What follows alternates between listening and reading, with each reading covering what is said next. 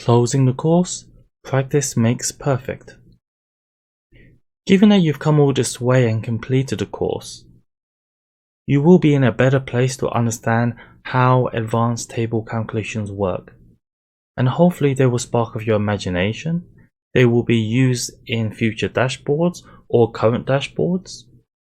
The main thing though is that learning is not finite. There are a lot of resources out there.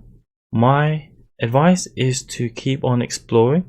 Practice makes perfect, and the more practice you make, the more comfortable you'll become.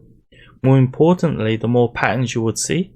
So therefore you'll see a situation and you'll think, I can use an LOD here, or I believe that a table calculation will be better in terms of performance, or to be able to have those trade-offs. So in short, keep on practicing, keep on striving to improve your skills in this area, but the main thing is to not stop learning.